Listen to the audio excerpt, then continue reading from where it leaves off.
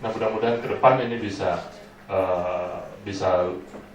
terwujud, itu akan tetapi dengan sangat hati-hati tentu saja.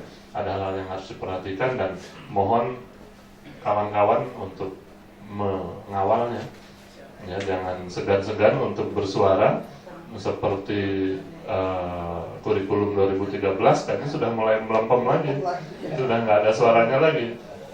Padahal terakhir saya diundang oleh lembaganya kawan-kawan ini untuk membicarakan kurikulum 2013. Tapi hari berikutnya nggak ada beritanya tuh. Ketika saya kritik nggak ada beritanya. Ya, akan tetapi ya itulah tadi. Ini concern kita bersama bahwa pendidikan ini juga adalah proses kebudayaan. Kalau pendidikan ini gagallah kita hidup berbangsa dan bernegara, ekonomi juga gagal, pertahanan kita gagal. Apa sih yang mau kita ini kan, bahwa ketahanan budaya ini sangat penting di tengah jelas arus globalisasi yang sangat dahsyat ini. Yang kita mau sembunyi di kolong meja, di kolong tempat tidur pun mau dikejar oleh dia. Kita tidak bisa.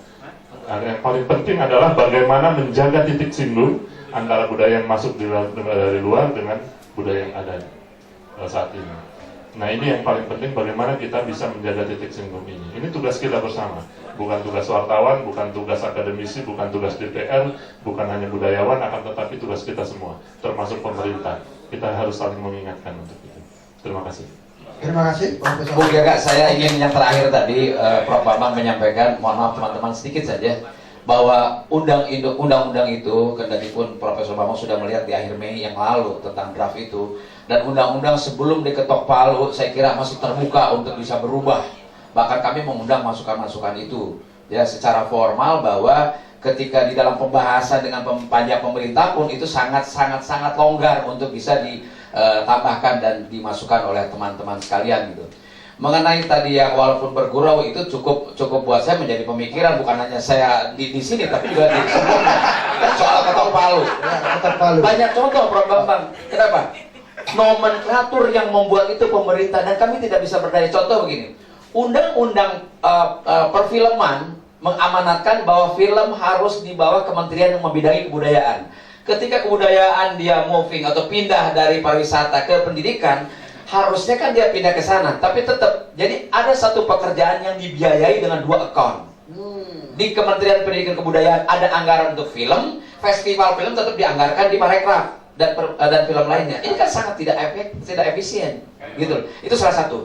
Dan nomenklatur ini dibuat oleh pemerintah, dalam hal ini Kemenpan, gitu loh.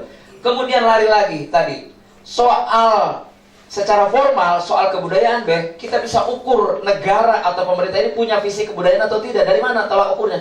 Politik anggaran, sederhana menilainya. Bukannya dari marah-marah. Kenapa? Bukan dari marah-marah. Ya salah satu perilaku itu. Kalau dirinya sendiri Bang Marah. Ya, betul loh Babe. Jadi gini, ketika di pariwisata, kebudayaan itu anggaran cuma 400 miliar. Kami 2010 berjuang agar kebudayaan pindah ke pendidikan kembali. Itu sudah berhasil 2,01 triliun. Dan makanya bisa bikin film bioskop keliling segala macam. Kalau itu diterjemahkan bahwa membuat laboratorium kebudayaan itu melalui salah satunya adalah perfilman misalnya. Nah sekarang itu kan 2013, 2012 dianggarkan 2,1 triliun untuk 2013. 2014 turun lagi 1,2. Saya sudah teriak kepada Bappenas dan Menteri Keuangan, saya bilang nggak bisa kayak begini Pak Gunyi. Saya berharap untuk membiayai kebudayaan yang sangat sudah mengkhawatirkan ini, tidak ada lain selain regulasi juga butuh anggaran. Pak SBY kan mengatakan money follow function. Jadi kalau ketika functionnya membutuhkan, follow money-nya nggak nyampe, nggak cukup apa-apa, gitu loh. Ya, yang terakhir dari saya sering mengatakan di tiap seminar, di mana saya diminta bicara kebudayaan, tidak ada di dunia ini bangsa yang hancur karena tsunami atau bencana alam. Dia akan recovery dalam 1 atau 2 tahun kemudian. Mau Jepang kayak Indonesia, Aceh lebih bagus sekarang, kemudian Thailand dan sebagainya. Tidak ada yang krisis ekonomi lalu menghancurkan negeri itu, tidak ada. Bahkan perang, dia akan recovery. Perang dunia kedua recovery dengan bagus. Tapi ketika kebudayaan habis, tidak dibangun dengan baik, maka peradaban manusia itu selesai. Mantap. Jadi peradaban itu akan selesai. Maka kita tengah beranjak menuju kepada peradaban yang sangat mengkhawatirkan. Sebab apa? Hal yang biasa menjadi tidak biasa, hal yang tidak biasa menjadi biasa, itu indikator runtuhnya sebuah peradaban bangsa. Saya kira itu. Terima kasih. Sebelum ditutup, Profesor Bambang sebentar. Yang jelas tadi sudah dikatakan bahwa kebudayaan masih jadi anak tiri. Yang jelas. Nah, kemarin Kongres Kebudayaan carut marut. Dan bulan depan, mohon kawan-kawan juga mengawasi, ada World Cultural Forum di Bali, tanggal 24 sampai 27. Mohon ini juga diperhatikan, apa yang terjadi. Kalau masih seperti itu juga, ya. Terima kasih, tepuk tangan teman-teman. Terima kasih Profesor Bambang, Pak Ridwan. Dan terima kasih kita diskusi kali ini, Profesor Bambang. Kami tutup. Wassalamualaikum warahmatullahi wabarakatuh. Ada salam dari Pak Eko, Prof. Katanya teman sekolah, yang satu profesor juga. Kita profesor juga. Profesor.